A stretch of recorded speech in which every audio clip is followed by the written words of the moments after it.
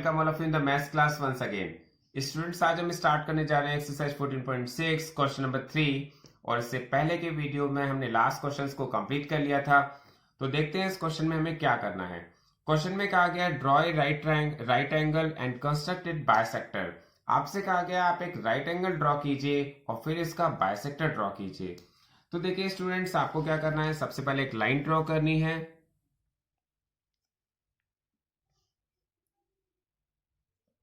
तो मैंने यहाँ पर एक लाइन ड्रॉ कर ली है और लाइन के किसी पॉइंट को मैंने लाइन के किसी पॉइंट से मैंने इस प्रोट्रैक्टर को ज्वाइन कर लिया है। और प्रोट्रैक्टर को ज्वाइन करने के बाद 90 डिग्री का एंगल के पॉइंट लगा लिया है। 90 डिग्री का पॉइंट तो आप सबको पता ही है कहाँ पर मिलता है। और फिर मैंने इसको ज्वाइन करके 90 डिग्री का एंगल ड्रॉ कर लिया है। और स्टूडेंट्स, जो 90 डिग्री का एंगल ड्रॉ हो रहा है ये आपको पता होगा किस तरह से ड्रॉ किया जाता है। यहाँ पर मैंने इसकी जो वर्टेक्स है उसको O पॉइंट रख लिया है। उसके बाद आपसे कहा गया आप इसका बाइसेक्टर ड्रॉ कीजिए। तो बाइसेक्टर हम किस तरह से ड्रॉ करते हैं उसको बहुत अच्छी तरह से क्लियर कर लेते हैं।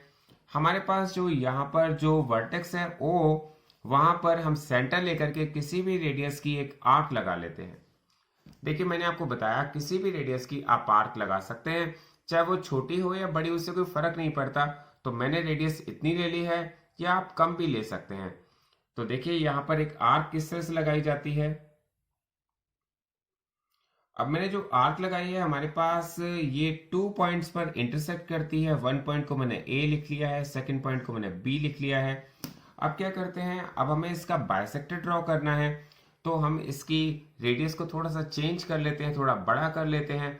और उसके बाद B को सेंटर लेकर के एक आर्क और लगाते हैं, फिर A को सेंटर लेकर के एक आर्क और लगाते हैं। तो आप देखते हैं हमारे पास एक इंटरसेक्टिंग पॉइंट्स आ जाता है। इंटरसेक्टिंग पॉइंट जो हमारे पास आता है उसको हम वर्टेक्स O से ज्वाइन कर लेते हैं। और हम इसे जो ज्वाइन कर रहे हैं वो डॉटेड लाइन से कर रहे हैं। तो स्टूडेंट्स, मैं आपको बता रहा हूं कि ये बाइसेक्टर ड्रॉ हो जाता है। और बाइसेक्टर का मीनिंग क्या होता है ये मैं आपको फिर रिमाइंड करा रहा हूं। बाइसेक्टर का मीनिंग होता है जिस तरह से 90 डिग्री का एंगल ड्रॉ किया गया है, ये यहाँ पर एंगल बाइसेक्टर ड्रॉ किया गया है। और एंगल बाइसेक्टर ड्रॉ करने से आपका जो टोटल एंगल 90 डिग्री का था वो 2 पार्ट्स में, 2 इक्वल पार्ट्स में डिवाइड हो गया है। 45 डिग्री एंड 45 डिग्री आप उसको मेजर करके भी देख सकते हैं। तो यहाँ पर देखने से लग रहा है बिल्कुल प्रोजेक्टर का हमने चेक करने से लग रहा है कि ये 45 डिग्री का एंगल ड्रॉ हो गया है। और स्टूडेंट्स, मैं एक बात को और रिमाइंड करना चाहता हूँ, यहाँ पर मैं जो भी वर्क कर रहा हूँ उसमें मैं ब्लैक पेन का यूज कर रहा हूँ। वो ब्लैक पेन का यूज इसलिए कर रहा हूँ कि आपको बहुत ही क्लैरिटी के साथ ये दिखाई दे।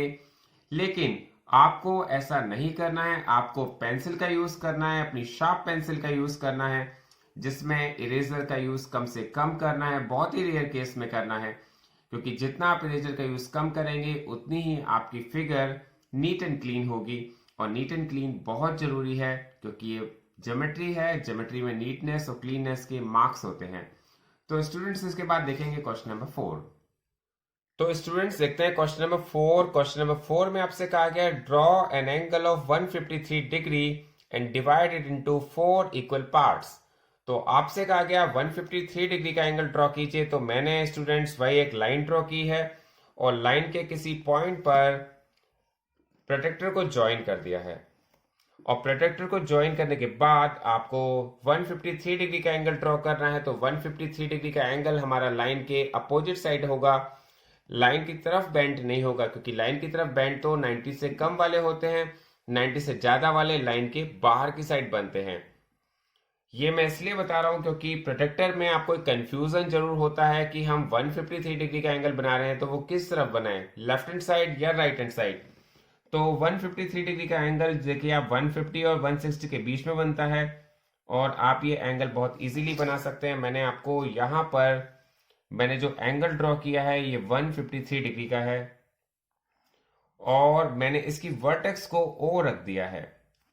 ठीक है स्टूडेंट्स, तो एंगल किस तरह से ड्रॉ किया जाता है ये तो आपको अब समझ में आ ही गया होगा क्योंकि आपके पास प्रोट्रैक्टर है और प्रोट्रैक्टर में सभी तरह के एंगल्स को आप इसी से यूज करके ड्रॉ कर सकते हैं।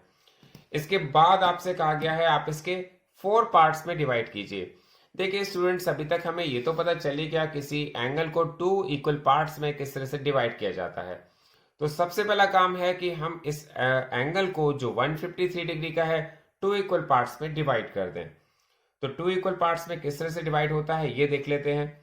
आपको क्या करना है, एक आर्क लगानी है और इस आर्क को, जो आर्क हमारी टू पॉइंट्स पर इंटरसेक्ट कर रही है उसको ए और दूसरे पॉइंट को हमने बी रख लिया है। अब आपको क्या करना है, बी को सेंटर रख करके एक आर्क लगानी है और ए को सेंटर रख करके एक आर्क लगानी है। यहां पर हमने अपनी डिस्टेंस को थोड़ा चेंज कर लिया है क्योंकि आपको थोड़ी आर्क लगानी है तो थोड़ी डिस्टेंस बड़ी रखनी पड़ेगी। तो यहां पर हमारे पास एक इंटरसेक्टिंग पॉइंट आ गया है। इंटरसेक्टिंग पॉइंट को मैंने इस वर्टेक्स ओ से ज्वाइन कर दिया है।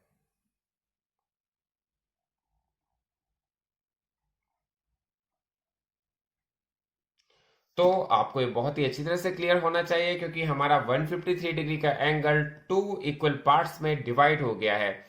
बट क्वेश्चन में कहा गया है टू इक्वल पार्ट्स में डिवाइड नहीं चाहिए, क्वेश्चन में तो 4 इक्वल पार्ट्स में डिवाइडेशन चाहिए।